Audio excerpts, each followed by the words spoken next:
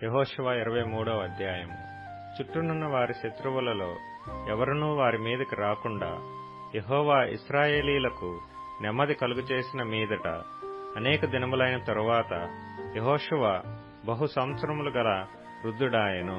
అప్పుడతడు ఇశ్రాయేలీయులనందరినీ, వారి పెద్దలను, వారి ముఖ్యులను, వారి న్యాయాధిపతులను, వారి నాయకులను పిలిపించి వారితో ఇట్లనెను: నేను బహు సంవత్సరములు గడిచిన ముసలివాడను.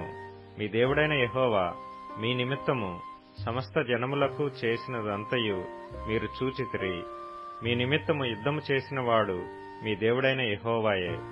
చూడుడి, యొర్దాను మొదలుకొని తూర్పు దిక్కున మహాసముద్రము వరకు నేను నిర్మూలము చేసిన సమస్త జనముల దేశమును, మీ గోత్రముల స్వాస్థ్యము మధ్య మిగిలియున్న ఈ జనముల దేశమును మీకు వంతు చీట్ల వలన పంచిపెట్టితిని.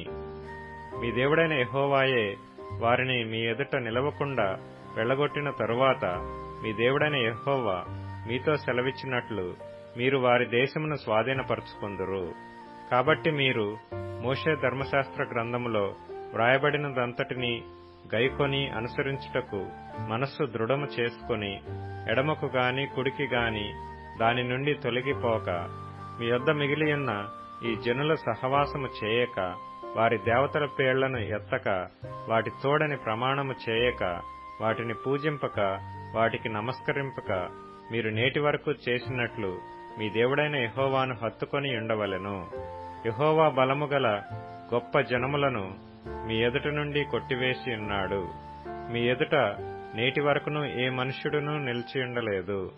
మీ దేవుడైన యెహోవా మీకిచ్చిన మాట చొప్పున తానే మీ కొరకు యుద్ధము చేయువాడు గనుక మీలో ఒకడు 1000 మందిని తరుమును. కాబట్టి మీరు బహు జాగ్రత్తపడి మీ దేవుడైన యెహోవాను ప్రేమింపవలెను. అయితే మీరు వెనుకకు తొలగి మీ యొద్ద మిగిలియున్న ఈ జనములను హత్తుకొని వారితో 1000 మంది, వారితో మీరును మీతో వారును సాంగత్యము చేసిన ఎడల మీ దేవుడైన యెహోవా మీ ఎదుట నుండి ఈ జనములను కొట్టివేయట మానును. మీ దేవుడైన యెహోవా మీకిచ్చిన ఈ మంచి దేశములో ఉండకుండా మీరు నశించు వరకు వారు మీకు ఉరిగాను, బోనుగాను, మీ ప్రక్కల మీద కొరడాలుగాను, మీ కన్నులలో ముళ్లుగాను ముందురు. ఇదిగో, నేడు నేను సర్వలోకుల మార్గమున వెళ్ళుచున్నాను. మీ దేవుడైన యెహోవా మీ విషయమై సెలవిచ్చిన మంచి మాటలన్నిటిలో ఒకటి అయినను తప్పి ఉండలేదని మీరు అనుభవపూర్వకముగా ఎరుగుదురు. అవి అన్నీయూ మీకు కలిగెను, వాటిలో ఒకటి అయినను తప్పి ఉండలేదు. అయితే మీ దేవుడైన యెహోవా మీతో చెప్పిన మేలంతయు మీకు కలిగిన ప్రకారము మీ దేవుడైన యెహోవా మీకిచ్చిన ఈ మంచి దేశములో ఉండకుండా ఆయన మేము నశింపజేయు వరకు యెహోవా మీ మీదకి కీడంతయు రాజేయను.